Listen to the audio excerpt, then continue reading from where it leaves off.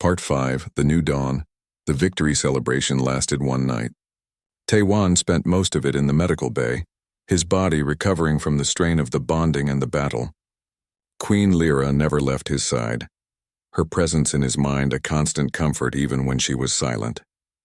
They'd grown used to each other's thoughts now, learning to give space when needed and merge completely when required. "I can feel your sadness," she said quietly, her physical form seated beside his bed. "Even through the joy of victory, you grieve." Tae-wan nodded, staring at the ceiling. "I keep thinking about all the humans who died before we figured this out, all the battles we lost. If I'd been awake, if I'd bonded with you years earlier, maybe more people would have survived." "You cannot carry the weight of the past," Queen Lyra said, her long fingers gently touching his forehead. "You slept because the universe needed you to wake at this specific moment. Not before, when the prophecy was not yet understood. Not later, when all hope would be lost. Now, when both our species were desperate enough to try something impossible." "Very philosophical for someone who's sharing my brain," Tae-wan said with a tired smile. "I have learned much from you in these weeks," she replied, "including human humor, though I admit I still find it confusing." A knock on the door interrupted them. Sungmin entered, followed by a Vaynar general named Hyun-woo, a human who'd been genetically modified generations ago to better survive in space. He was tall, muscular, with streaks of bioluminescence along his arms from Vaynar medical treatments. He'd led the human fighter squadrons during the battle. "The council is convening," Hyun-woo said, "both Vaynar and human representatives. They want to discuss what comes next." The council chamber was tense with debate when they arrived. Vaynar elders argued with human colony directors, their lights flashing in agitation while the humans gestured wildly. The argument stopped when Queen Lyra entered, Tae-wan at her side. "The null will return," one elderly Vaynar said, his lights pulsing dim red with worry. "We won one battle, but the swarm is endless. We should use this victory to evacuate. Run deeper into uncharted space while we have time." "Run where?" Sungmin demanded. "We've been running for 200 years. There's nowhere left to go. The null will follow until they've consumed everything." "Then we should negotiate," another Vaynar suggested. "Send ambassadors. Try to communicate with the hive mind. Perhaps we can find peaceful coexistence." "The null don't negotiate," Hyun-woo said flatly. "They're machines. Consume and expand, that's all they know. You might as well try negotiating with a black hole." The arguments continued, voices rising, hope fading. Tae-wan felt Queen Lyra's frustration through their bond. She'd seen this before, councils paralyzed by fear, unable to agree on action. He squeezed her hand and stepped forward, his voice cutting through the noise. "Enough," he said. "I've been awake for less than a month and even I can see what's happening here. You're afraid, all of you, and that's okay. Fear is human. Fear is real. But my sister taught me something before she died. She said humans survive because we're too stubborn to quit. We hope when hope is stupid. We fight when fighting is pointless." He looked around the chamber, meeting eyes both human and Vaynar. "The null think they've already won. They think we're just resources waiting to be harvested. But we just proved them wrong. We showed them something they can't calculate or predict. Two species, bonded by shared purpose, fighting with tactics born from chaos and precision working together. That's our weapon. Not just me and the Queen, all of us. One battle," the elderly Vaynar repeated, "against a fraction of their forces. Then we fight another battle," Tae-wan said. "And another. And we don't just fight. We find other survivors, other species the null have scattered. We build an alliance. We share what we learned. We turn this from our fight into the galaxy's fight." Queen Lyra stood beside him, her lights blazing bright. "Tae-wan is correct. For too long both our species have fought alone. Afraid to trust others, afraid to hope for more than survival. That ends now. We propose a true alliance. Not Vaynar protecting humans. Not humans serving Vaynar. Equal partners, equal voices, equal stakes. The unified coalition." The chamber erupted in debate again, but this time Tae-wan could feel the shift. Hope, fragile and tentative, beginning to bloom. It took 3 days of negotiation, compromise and argument, but eventually the coalition charter was signed. Humans and Vaynar would fight together, govern together, survive together. The months that followed were exhausting. Tae-wan and Queen Lyra led diplomatic missions to 6 other survivor species, each decimated by the null, each clinging to desperate hiding places.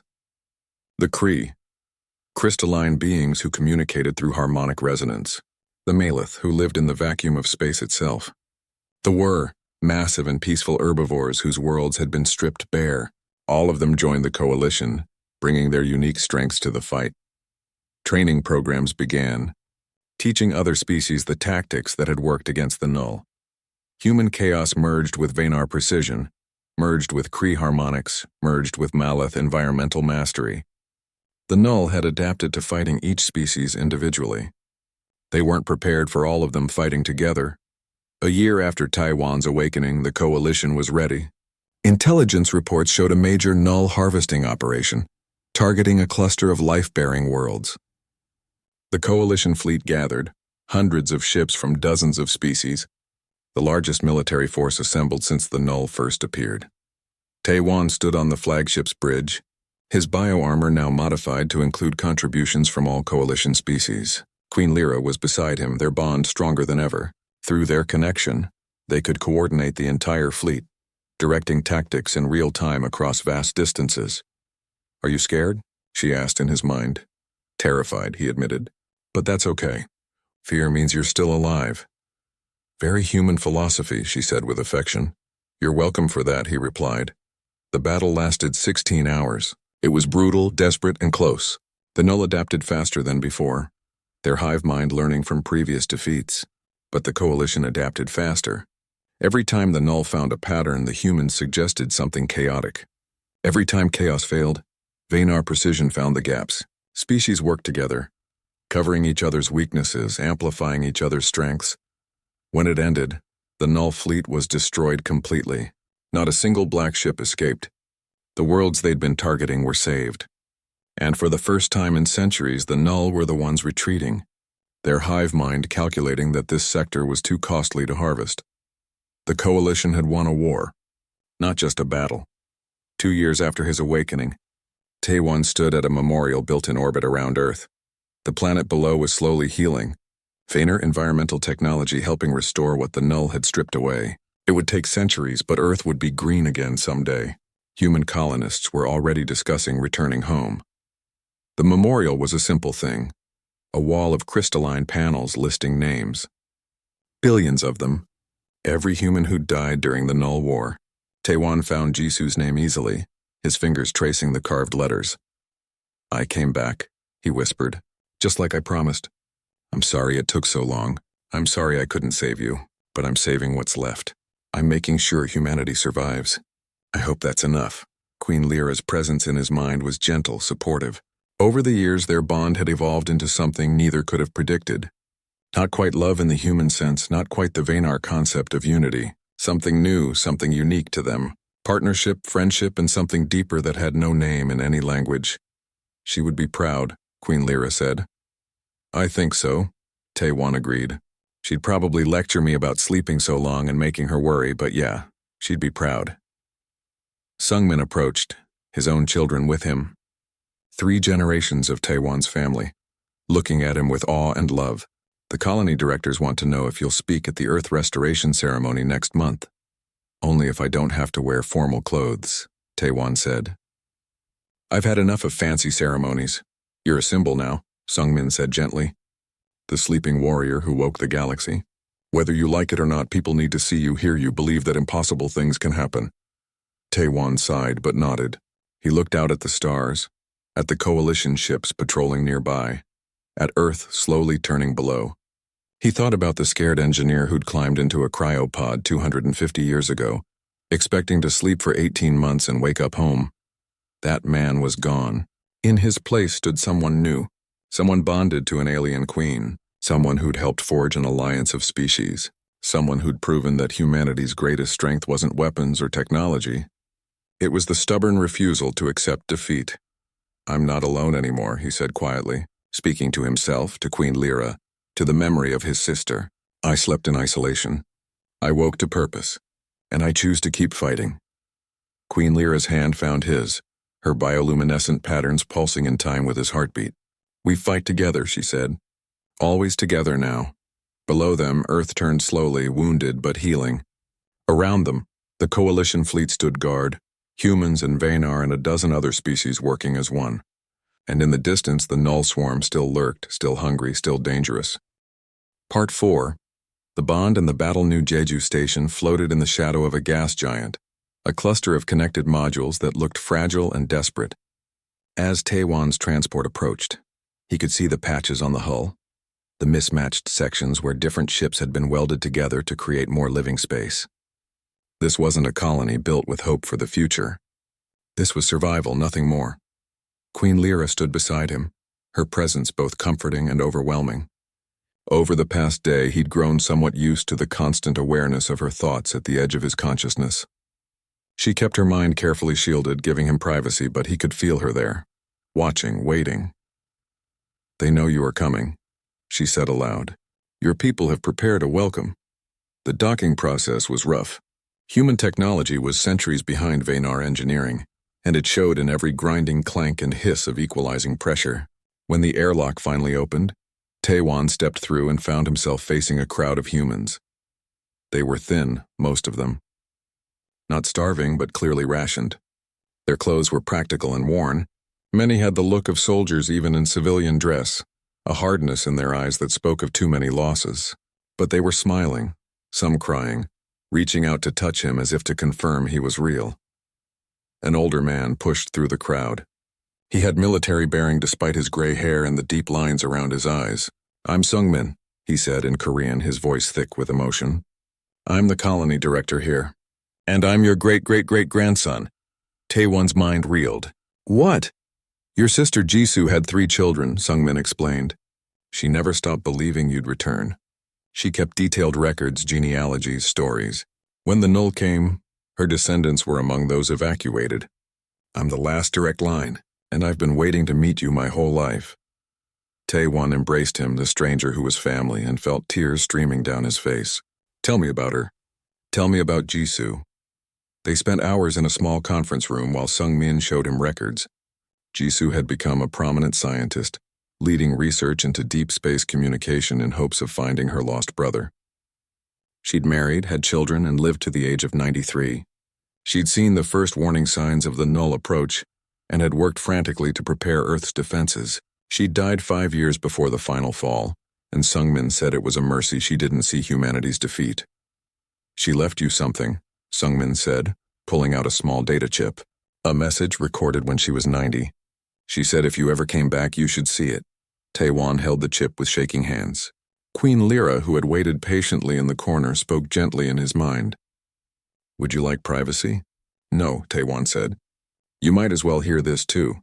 He plugged the chip into a display.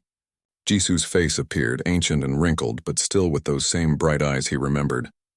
She smiled at him across centuries of death. "Hello, brother," her recorded voice said. "If you're watching this, then the impossible happened.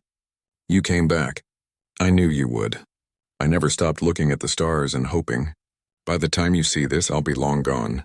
Earth might be gone too. The null are coming and I don't think we can stop them. But I need you to know something. Humanity survives. Not because we're the strongest or the smartest. We survive because we're too stubborn to quit. We hope when hope is stupid. We fight when fighting is pointless. We choose to stand up even when staying down would be easier. That's our gift to the universe, Taewan. Pure defiant stubbornness. Don't lose that. Don't let the years you slept make you forget what it means to be human. Keep fighting. Keep hoping, and know that I loved you every day you were gone." The message ended. Taewan sat in silence, the weight of his sister's words settling into his bones. Around him, the humans of New Jeju Station watched with desperate eyes. They needed him to be strong. They needed him to be the miracle they'd been promised. He stood and addressed the crowd. "I've been asked to bond with Queen Lyra, to merge my mind with hers and help lead the fight against the null. I won't lie to you. I'm scared. I'm just an engineer who got lost in space. But my sister was right. Humans don't quit, so I'm going to do this thing, this impossible, terrifying thing, and we're going to make the null regret the day they came to our galaxy." The crowd erupted in cheers. Sungmin gripped his shoulder. "We'll follow you, all of us. Just give us a chance to fight back." The bonding ceremony took place 3 days later in the Queen's throne room. Taewan lay on a raised platform while Venar scientists attached neural interfaces to his temples and spine. Queen Lyra sat beside him, her own interfaces already in place. She looked down at him with those silver eyes. "Are you ready?" she asked, both aloud and in his mind. "No," Taewon admitted. "But do it anyway." The connection started slowly, like a door opening in his mind.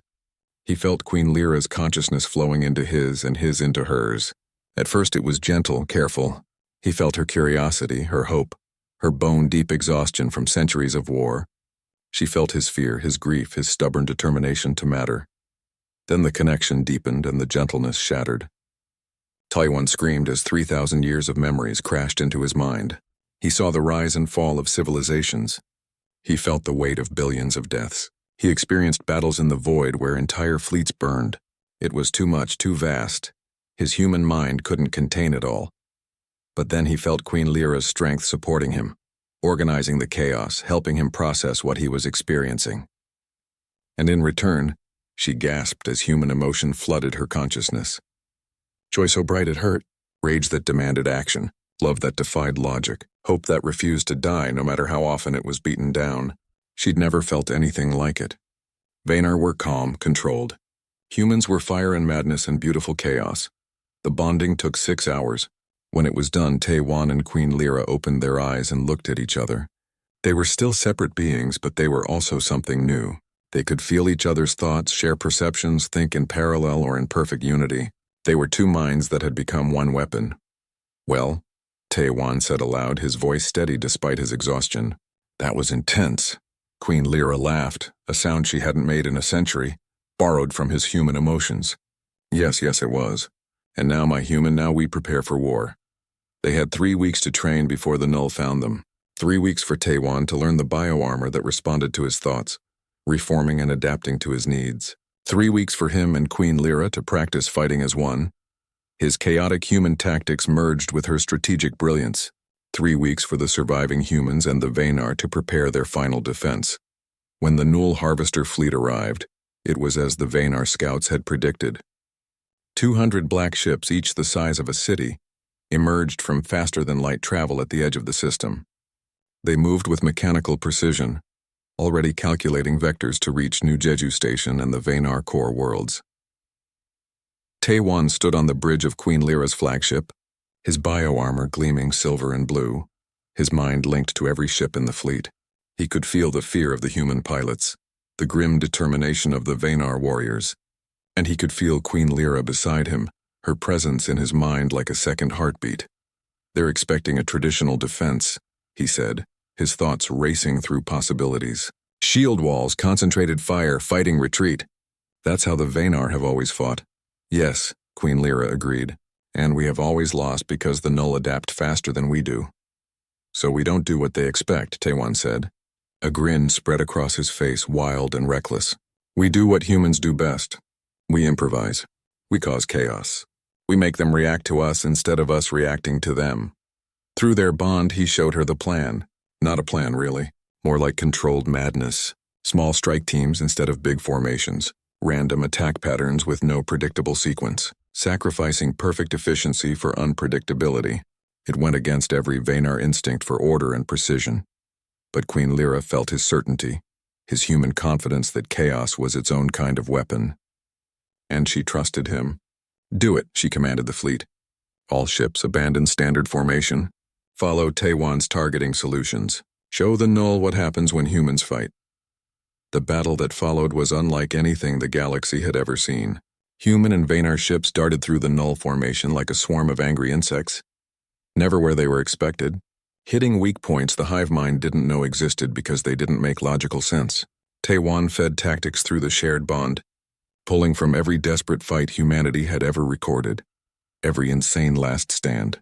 Every stupid brave charge that succeeded because nobody sane would try it. The Null tried to adapt, but how do you adapt to madness? Their algorithms couldn't predict human irrationality merged with Vaynar precision. For the first time in centuries, the black ships burned. For the first time, the Null fleet retreated, their hive mind unable to process what had gone wrong. When the battle ended, 70 Null ships were destroyed. The rest fled into faster-than-light travel, regrouping to analyze this new threat. The Allied fleet had lost 40 ships, far fewer than any previous battle. On the bridge, Taewon collapsed in his armor, exhausted beyond measure. Queen Lyra caught him. Part 3, The Chosen One. The corridors of the alien station were like walking through a dream. Walls made of crystal caught light and bent it into rainbow patterns. The floor beneath Taiwan's feet felt warm and somehow alive, responding to his steps with gentle pulses of light.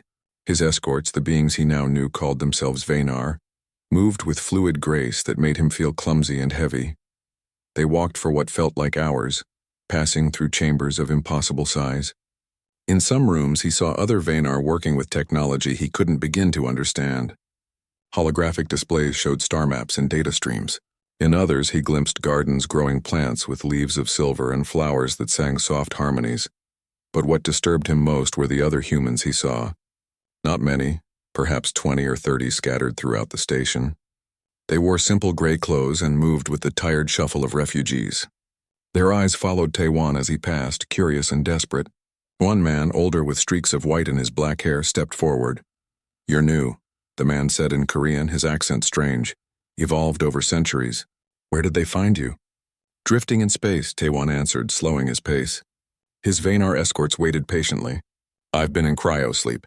247 years, the man's eyes widened. "From before the fall? You're from Earth when it was still ours? What happened?" Taiwan asked urgently. "Tell me what happened to our world." The man's face darkened. "The Null came. 20 years after you went to sleep. They came from deep space, a swarm of ships that blocked out the sun. We fought them for 10 years. Every nation, every person with a weapon, but they were too many, too strong. They don't negotiate. They don't communicate. They just consume. Planets, resources, life itself. Everything feeds the swarm." Taiwan felt sick. "And Earth?" "Harvested, stripped of resources. Most people died in the first wave. Some escaped in colony ships. The Vaynar found my ancestors drifting in damaged vessels. Saved us, but we're all that's left.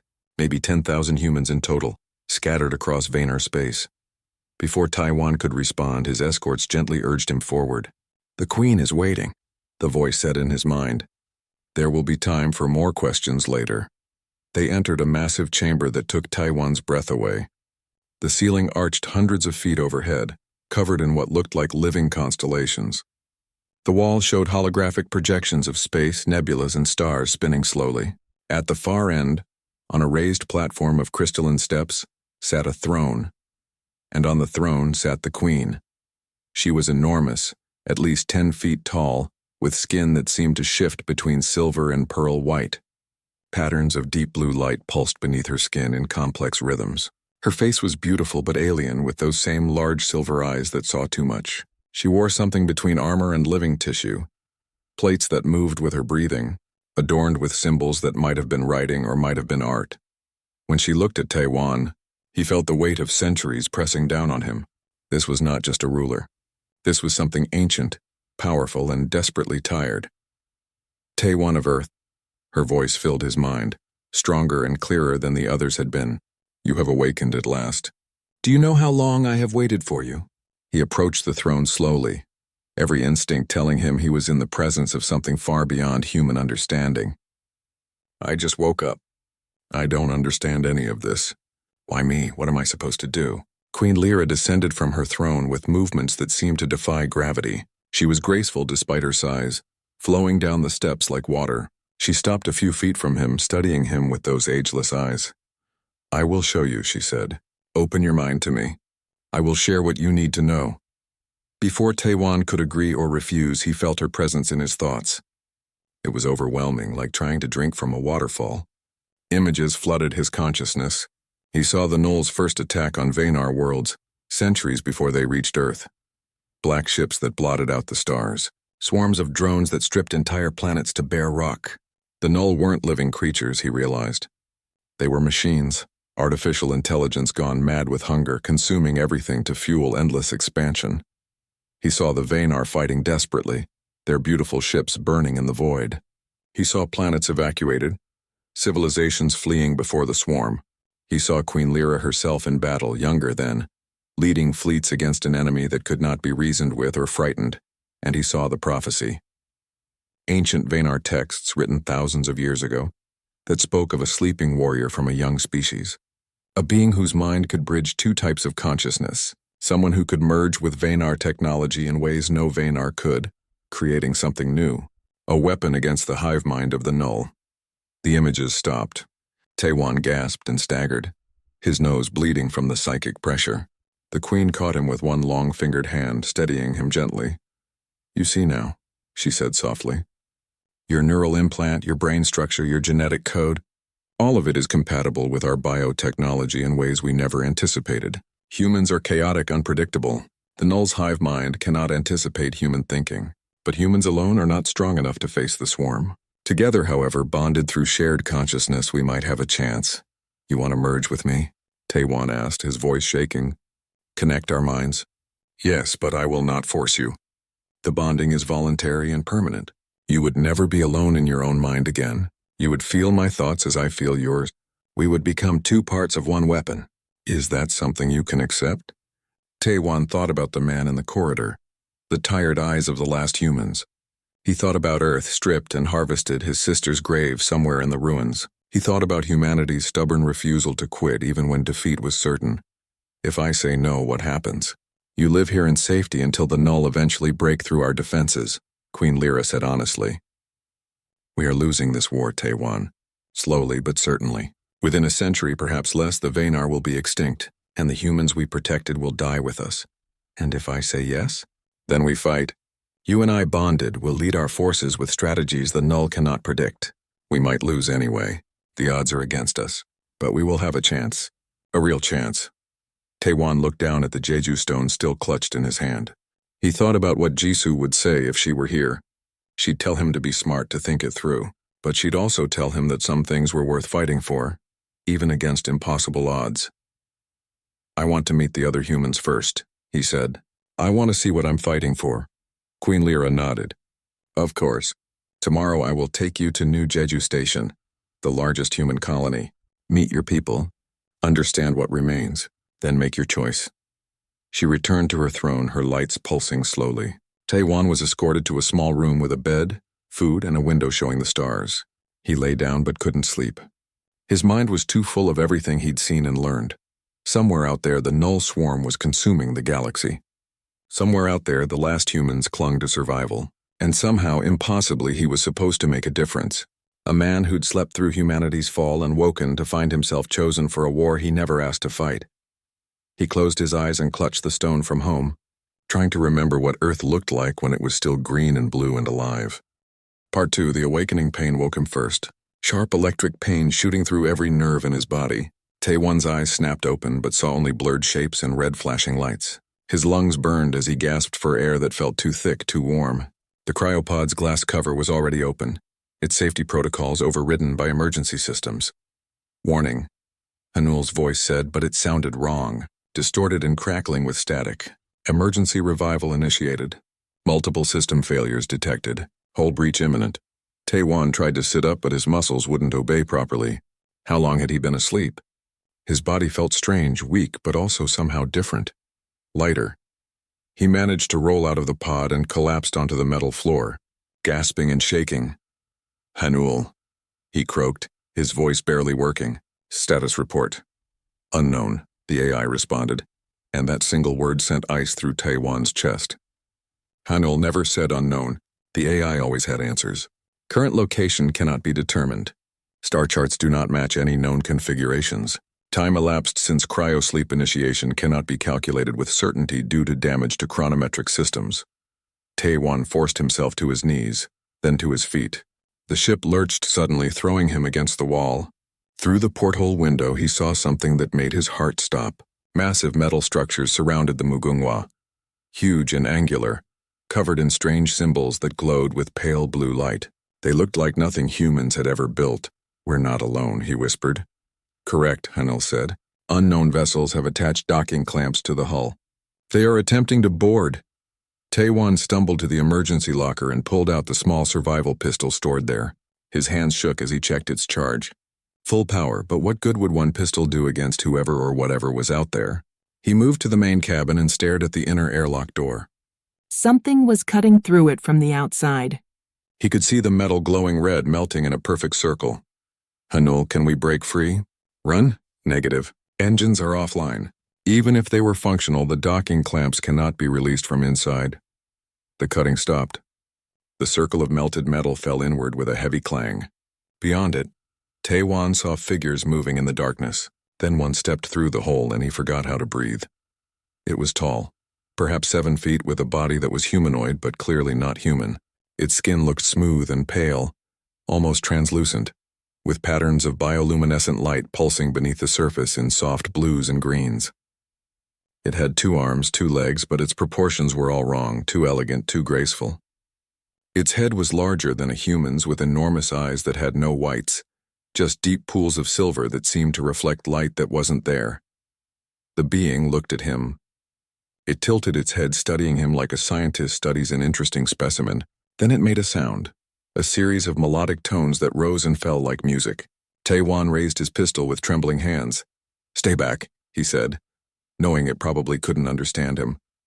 The being made another sound, different this time, almost questioning. It raised one long-fingered hand, palm out, in what might have been a peaceful gesture, or might not.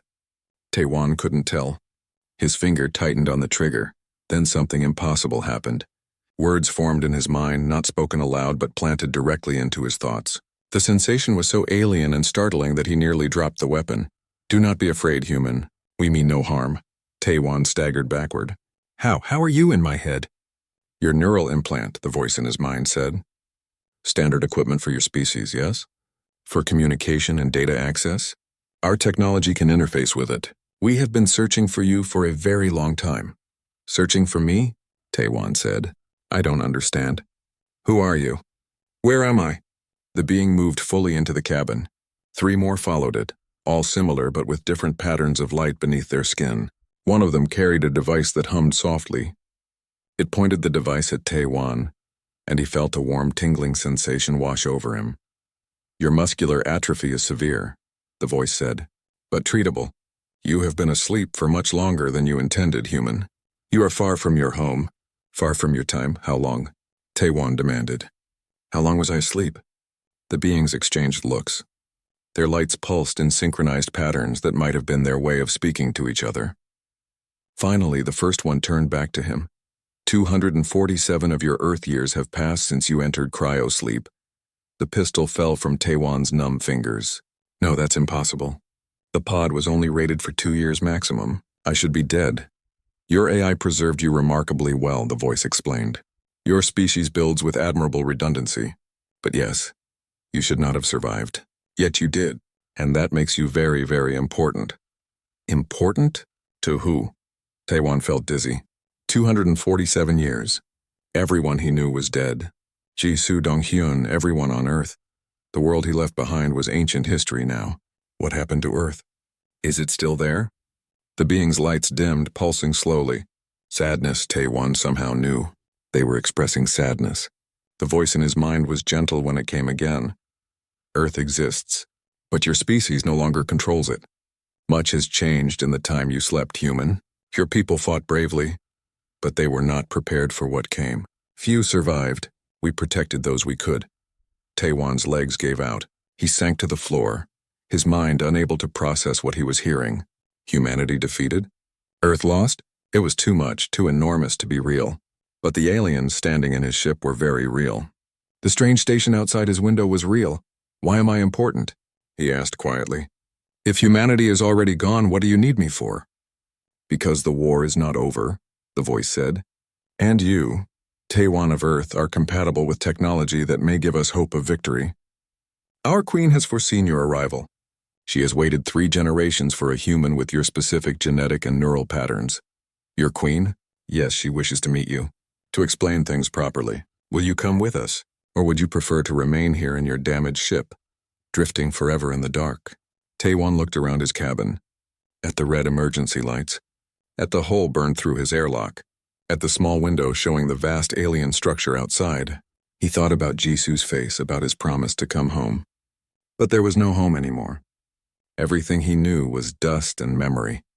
He reached out and picked up the Jeju stone from where it had fallen during the emergency revival. The small piece of earth, dark and smooth, fit perfectly in his palm. He stood up slowly, his weak muscles protesting. "I'll come," he said. "I'll meet your queen, but I want answers. Real answers about what happened. About why I'm here." The being's lights brightened. Relief perhaps, or satisfaction. You will have your answers. Taewon of Earth. Our queen keeps no secrets from those she chooses. Come. She has waited long enough. They led him through the hole in his ship and into the alien station beyond. Taewon looked back once at the Mugunghwa, the small ship that had been his home and his tomb. Hanil's voice crackled one last time through his neural implant. Good luck, Taewon. I kept you safe as long as I could. Now you must walk the path alone.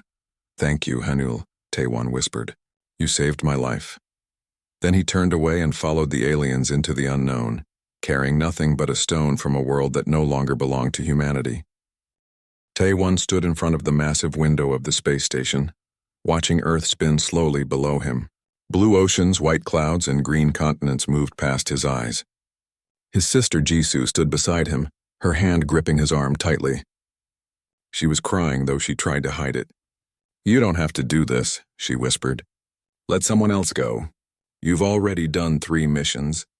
Stay home this time. Taewon smiled sadly and put his hand over hers. This is important. The energy readings we found near the Kepler belt could change everything. If we can understand them, we might finally achieve faster-than-light travel, real exploration of the galaxy. Isn't that worth 18 months? 18 months in a metal box, alone, sleeping in a freezer? Jisoo said, her voice breaking. What if something goes wrong? What if the cryopod malfunctions? The technology has been tested hundreds of times, Taewon assured her. I'll be fine. The ship's AI, Hanul, will watch over everything. When I wake up, it'll feel like one night of sleep. Then I'll come home and tell you all about what I found.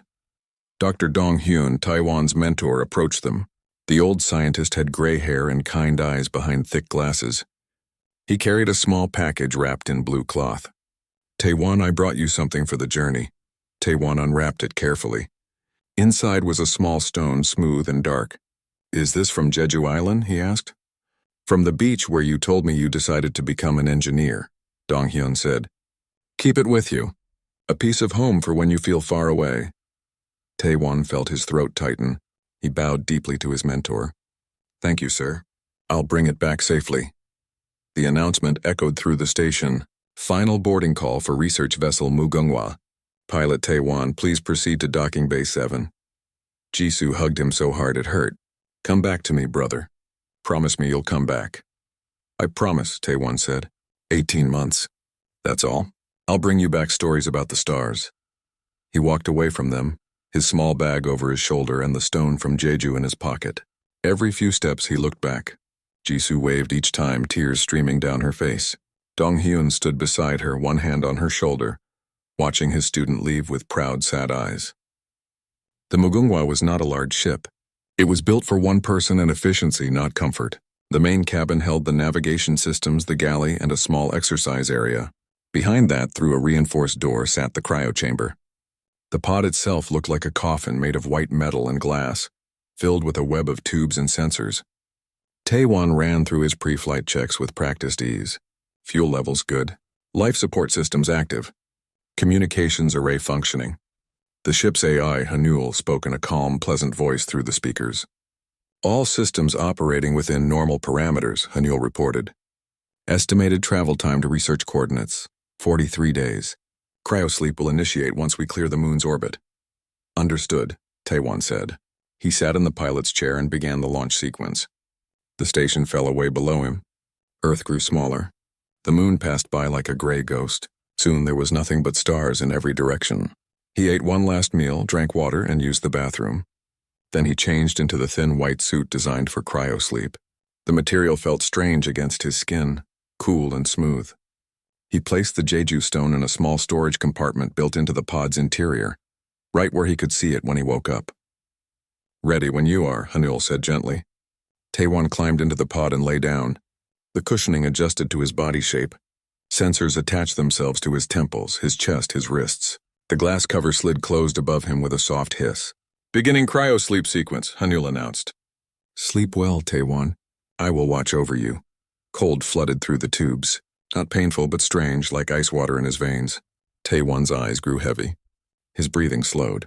The last thing he saw was the small, dark stone from Jeju Island. And then everything went black. Time stopped having meaning. In cryosleep, there were no dreams, no thoughts, no awareness. Taewon simply ceased to exist in any conscious way. His body hung in a state between life and death, preserved perfectly by the technology humans had worked decades to perfect. The Mugunghwa flew on through the darkness. It reached the coordinates near the Kepler belt and began its automated research. Probes launched. Sensors measured. Data collected in enormous files that Hanul organized efficiently. Everything was proceeding exactly as planned. Then something changed. The energy readings that Taewon had come to study suddenly spiked. Space itself seemed to ripple like water. A tear opened in the fabric of reality, invisible to human eyes but devastating in its effect. The Mugunghwa, caught in the edge of the spatial rift, lurched sideways. Alarms blared through the empty ship. Hanul tried to compensate, firing thrusters, adjusting course, but the rift's pull was too strong. The ship tumbled through the tear in space and emerged somewhere else entirely. Somewhere far, far from human space. The AI ran diagnostics frantically. Navigation systems showed nothing recognizable. Star patterns were completely wrong. Hanul tried to contact Earth, but the distance was too great. Radio signals would take centuries to reach home if they reached it at all. In his pod, Taewon slept on, unaware that everything had gone wrong. Hanul made a decision. The AI couldn't wake him, not yet. There was nowhere to go, no way home. The ship had enough power for decades, maybe centuries if systems were shut down to minimum. So Hanul did the only thing possible. The AI put itself into low power mode, keeping only essential functions active, and waited. Years passed. Decades. The Mugunghwa drifted through unknown space, a tiny metal tomb carrying one sleeping human and one patient AI. Cosmic dust collected on its hull. Small impacts from debris left tiny scars on its armor. But inside, protected by redundant systems and Hanul's careful monitoring, Taewon slept on. On Earth, 18 months came and went. Jisoo waited for her brother's return. When he didn't come back, search parties were sent. They found nothing. The Mugunghwa had vanished completely, as if it had never existed. After 5 years, Taewon was declared lost in space, presumed dead. Jisoo never stopped looking at the stars, hoping. Dong-hyun retired but kept Taewon's research notes, refusing to believe his best student was truly gone. Life continued. Technology advanced. Humanity reached further into space. But nobody knew that far away, beyond any distance they could imagine, Taewon still lived. Sleeping. Waiting. Drifting toward a destiny he never could have imagined.